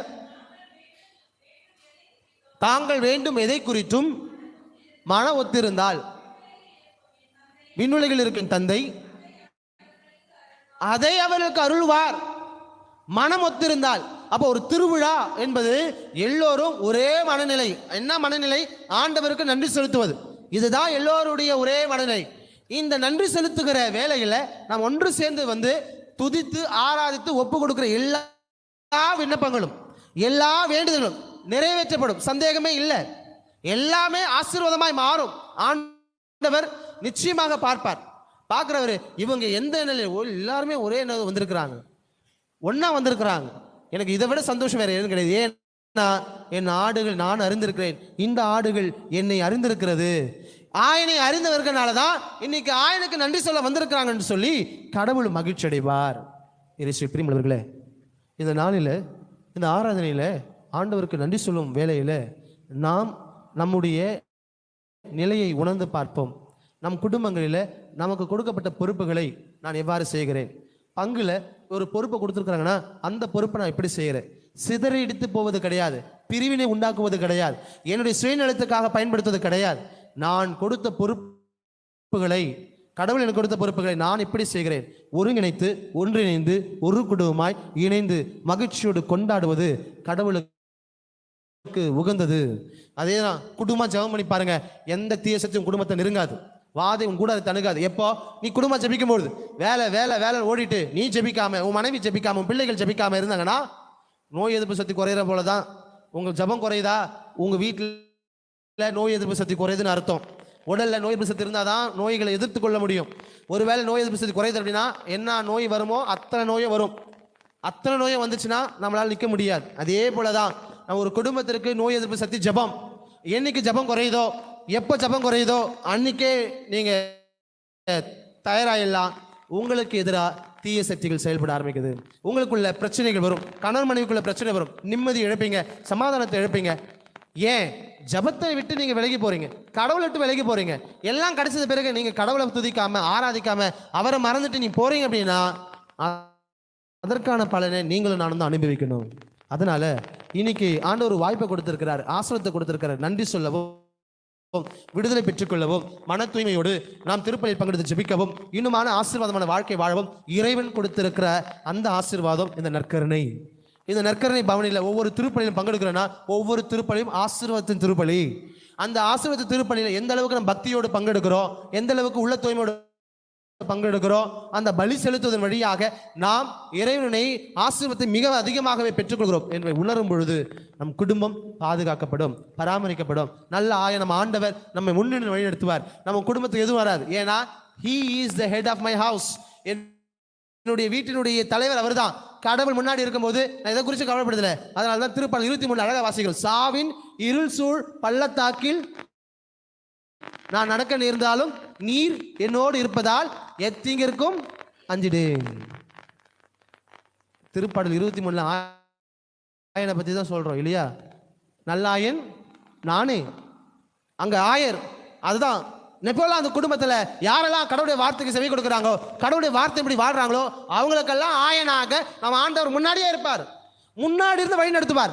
எதுவும் உன்னை நாளில் யாருமே எதிர்த்து நிற்க மாட்டான். அழகாக சொல்லுவார் பாருங்க. யோசுவா புத்தகம் 1ஆம் அதிகாரத்தில் 5வது வசனத்தில் யோசுவா திக்குமுக்காடி என்ன செய்வது தெரியாமல் இருக்கும் பொழுது கடவுள் அவரை பார்த்து சொல்லுவார். வாசிங்க யோசுவா புத்தகம் 1:5. யோசுவா 1:5.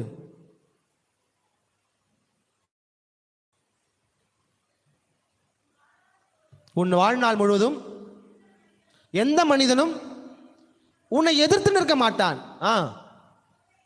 மோசேயோடு இருந்தது போல உன்னோடும் இருப்பேன்.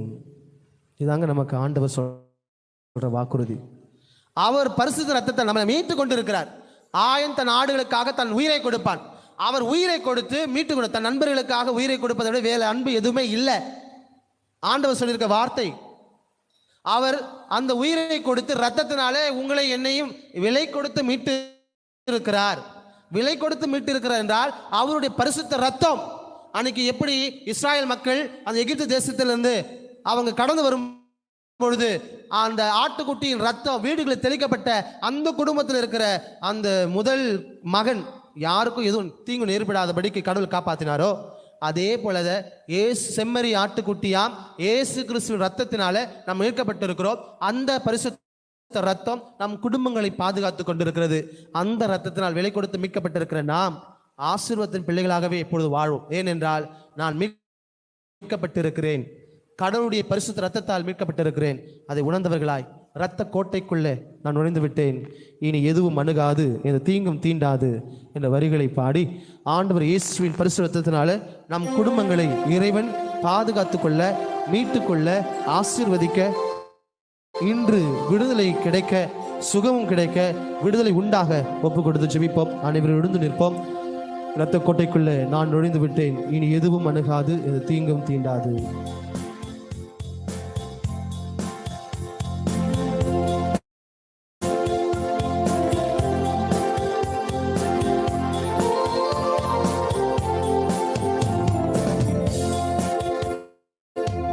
கோட்டைக்குள்ளே நான் நுழைந்து விட்டேன், இனி எதுவும் அணுகாது, எந்த தீங்கும் தீண்டாது. இரத்த கோட்டைக்குள்ளே நான் நுழைந்து விட்டேன், இனி எதுவும் அணுகாது, எந்த தீங்கும் தீண்டாது.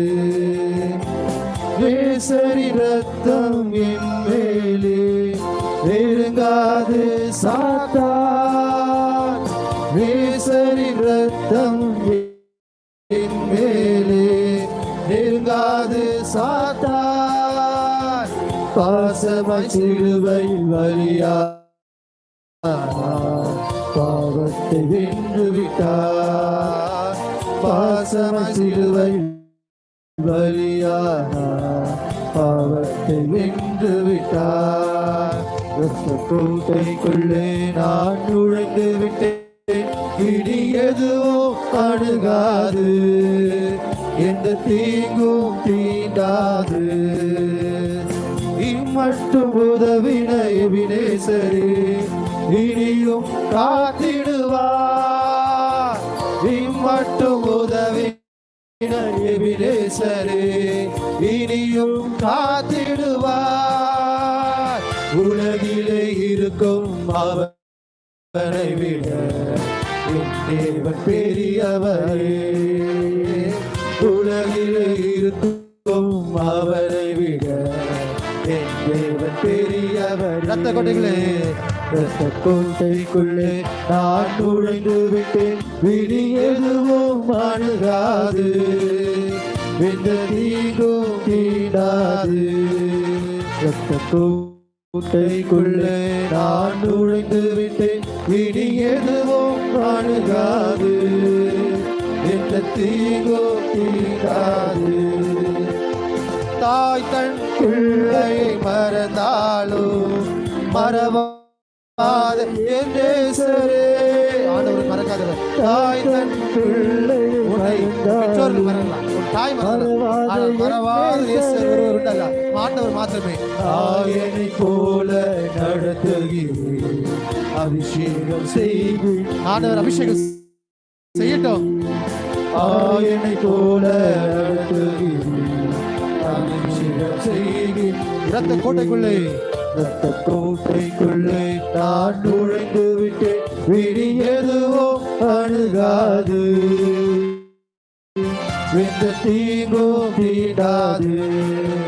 ரத்த கோட்டைக்குள்ளே நான் நுழைந்து விட்டேன், விதி எதுவும் அணுகாது, எந்த மலைகள் குன்றுகள் விலகினாலும், மலைகள் குன்றுகள் விலகினாலும் விலகாது உம் கிருபை. மலைகள் குன்றுகள் விலகினாலும் மாறாது உன் கிருபை. அநாதி சேகத்தால் இழுத்து கொண்டே அனைத்து சேர்த்து கொண்டே, அநாதி சேகத்தால் இழுத்து கொண்டே அனைத்து சேர்த்து கொண்டே.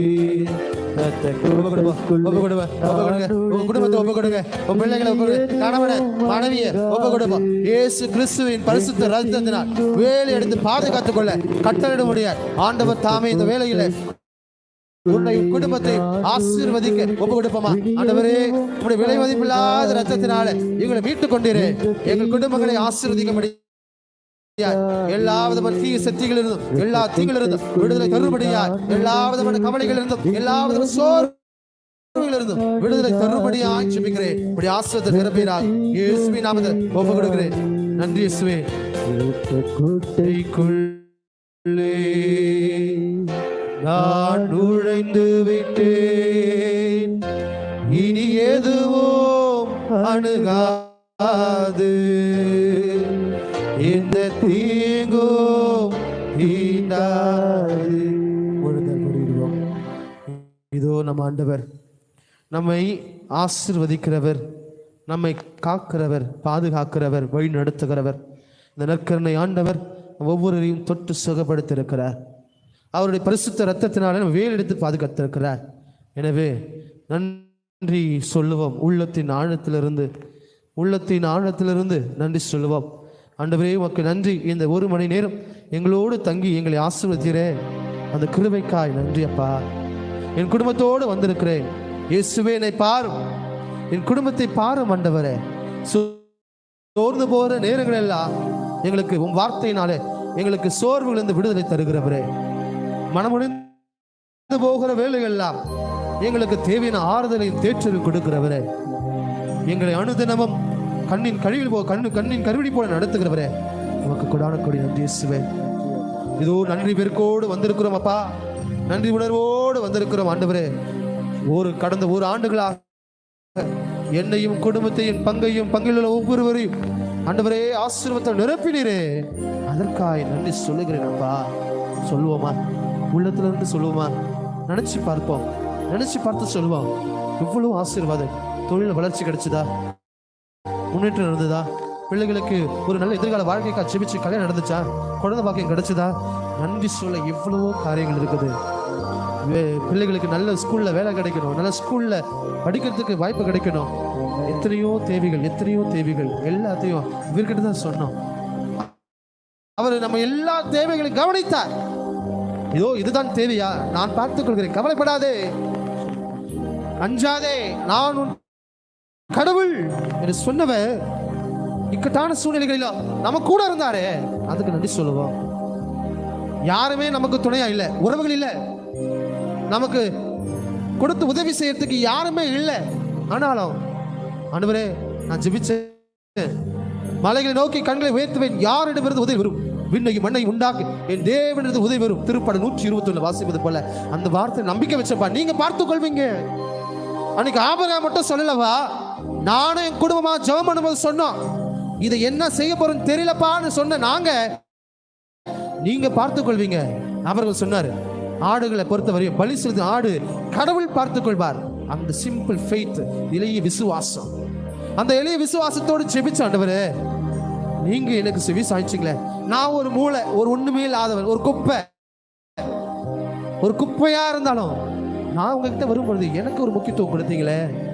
எசையா புத்தகம் 43ஆம் அதிகாரம் 4வது வார்த்தை, என்னுடைய பார்வையில் நீ விலையேற பெற்றவன் என்ற வார்த்தை வழியாக என்னை உதாசீனப்படுத்தினாலும், என்னை அவமானப்படுத்தினாலும், என்னை நேசிக்க யாரும் இல்லைனாலும், என்ன அன்பு செய்கிற ஒரே தேவனாய் நீங்க இருந்து வா மகனே, வா மகளேன்னு அரவணைச்சிங்களப்பா. நான் மறக்க மாட்டேன் இயேசுவே. அந்த அன்பு தான் எனக்கு நம்பிக்கை கொடுத்துச்சு. அந்த வார்த்தை தான் எனக்கு நம்பிக்கை கொடுத்துச்சு. நான் என்னைக்கோ எப்பயோ இறந்து போயிருக்கணும். இந்த வேதனைகளை தாங்க முடியாம, இந்த கஷ்டங்களை தாங்க முடியாம என் வாழ்க்கையை நான் எப்பயும் முடிச்சுக்கணும்னு நினைச்சேன். ஆனாலும் என்ன நீங்க ஏற்க வச்சீங்கப்பா. அதுக்காக நன்றி இயேசுவே. இந்த ஒரு வருஷத்துல என் குடும்பத்துல ஆசீர்வாதங்களை கொடுத்தீங்களே, நன்றி இயேசுவேன்னு ஒப்பு கொடுப்போம். வாயை திறந்து ஒப்பு கொடுப்போம். வாயை திறந்து. அன்னைக்கு தேவையில் இருந்த அந்த கானானிய பெண் தன் மகளுக்காக, தனக்காக இல்ல, தன் மகளுக்காக ஆண்டவரே சொன்னார், பிள்ளைகளை உணவெடுத்து நாய்க்குட்டில் போடும் முறை இல்லை. ஆனாலும் தொடர்ந்து அந்த நம்பிக்கையில சோர்வடையாம அந்த கானானிய பெண், ஆண்டவரே மேசையில இருந்து கீழே விழுந்தா நாய்க்குட்டிகள் தின்னுமென்னு சொல்லி அந்த எலி விசுவாசத்தை வெளிப்படுத்தும் போது, அம்மா உன் நம்பிக்கை பெரியது, உன் விசுவாசம் பெரியது சொன்ன அதே கடவுள் இன்னைக்கு உன் குடும்பத்தை ஆசீர்வச்சிருக்கிறாருன்னா அது உன்னோட விசுவாசம். உன்னை வழி நடத்தி இருக்கிறாருன்னா அது உன்னோட நம்பிக்கை. எங்க நம்பிக்கை இருக்குதோ, எங்க விசுவாசம் இருக்குதோ, ஆண்டவர் கண்டிப்பா உடன் வழி நடத்துவார். நீ சோர்ந்து போயிருக்கியா? இவ்வளவுதான் ஜெபிக்கிறது, எனக்கு ஒன்றும் நடக்கலன்னு உடந்து போயிருக்கியா? ஆண்டவர் நம்பிக்கை மட்டும் விடாதீர்னு சொல்லிட்டு அந்த யாயிரை பார்த்து சொன்னார். மார்க் நற்செய்தி 5ஆம் அதிகாரம் 36வது இறைவார்த்தை, நம்பிக்கை மட்டும் விடாதீர். யோபு விடவே இல்லை. வேதனைகள் மேல வேதனை, கஷ்டங்கள் மேல கஷ்டம், எல்லாத்தையும் இழந்தார். குடும்பத்தில் இருக்கிற எல்லா உடைமைகளை இழந்தார், உறவுகளை இழந்தார், பிள்ளைகளை இழந்தார். ஆனா விசுவாசத்தை மட்டும் இழக்கவே இல்லை. தன் நண்பர்கள் சபிக்க சொன்னாங்க, மனைவி சபிக்க சொன்னாங்க. ஆனாலும் எவ்வளோ இழப்புகள் இருந்தாலும், எவ்வளோ கஷ்டங்கள் இருந்தாலும் ஆண்டவர் ஒரு நாளும் அவர் தூற்றவில்லை. ஆண்டவர் ஆராதிச்சுட்டு இருந்தார். உன்னை இடைவிடாமல் வழிபடும் கடவுள் உன்னை காப்பாராக என்று தானியேலை பார்த்து தாரியு அரசன் சொன்னான். நீ இடைவிடாமல் ஆராதிக்கிற கடவுள் உன்னை காப்பார். ஆமா, நீ இடைவிடாமல் ஜெபிக்கிறியா?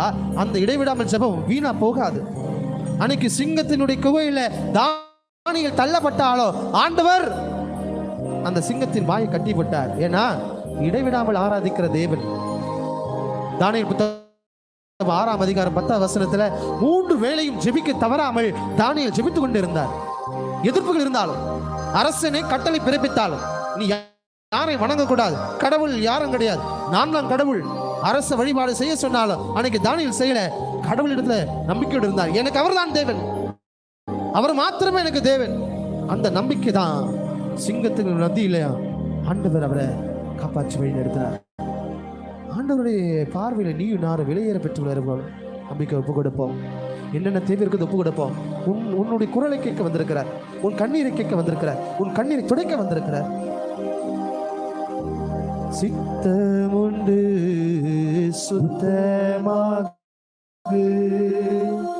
என்று சொல்லி சுகமாகு. சித்தமுண்டு சுத்தமாகு என்று சொல்லி சுகமாகு. அது சொல்லமா, ஐயா என்று சொல்லி சுகமாகி. மீண்டுமாய், ஐயா என்று சொல்லி சுகமாகி. விண்ணப்பத்தை கேட்பவரே, என் கண்ணீரை காண்பவரே. சொல்லுங்க சொல்லுங்க, சுகம் தருபவரே, சுகம் தருபவரே, ஸ்தோத்திரம் இயேசுயா. உம்மால் கொடு எல்லாம் கொடு. இதெல்லாம் நடக்கல நினைக்கிறீங்க? சொல்லுங்க. ஒரு வார்த்தை சொன்னால், ஒரு வார்த்தை சொன்னால் உம்மால் கொடு எல்லாம் கொடு. ஒரு வார்த்தை சொன்னால் போது, ஐயா ஒரு வார்த்தை சொன்னான் போது இன்னொரு வார்த்தை சொல்லுங்க. ஐயா ஒரு வார்த்தை சொன்னான் லூக்கா 1:30 கடவுளால் ஆகாத காரியம் ஒன்றுமில்லை. நம்பிக்கை சொல்லுவோம். விண்ணப்பத்தை குடும்பம் ஒப்பு கொடுப்போமா? ஒப்பு கொடுப்போமா? உன் கண்ணீர் கவலை என்ன இருந்தாலும் உன் குடும்பத்தை ஒப்பு கொடு. ஒப்பு கொடு. இந்த ஆண்டவரை ஒப்பு கொடு. ஆண்டவரை ஒப்பு கொடுக்கிறேன்னு சொல்லு.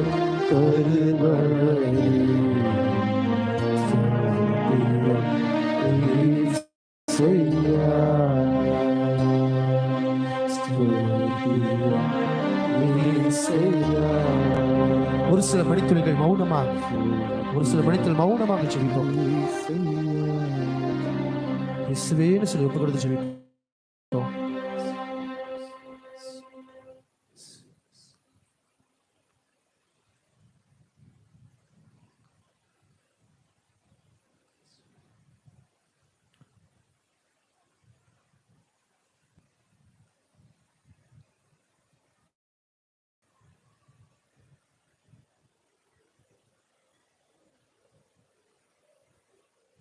மாண்பு கீதம் பாடுவோம்.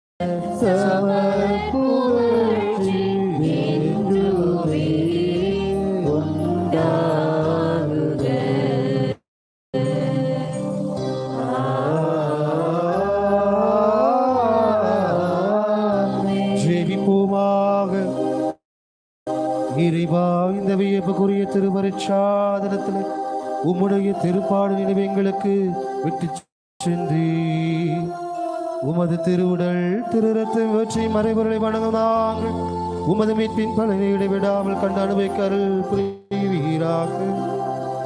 இன்றும் வாழ்ந்து ஆட்சி செய்யும் எங்கள் ஆண்டவரும் உம் திருமகனமாகிய இயேசு கிறிஸ்து வழியாக உம்மை மன்றாடுகின்றோம்.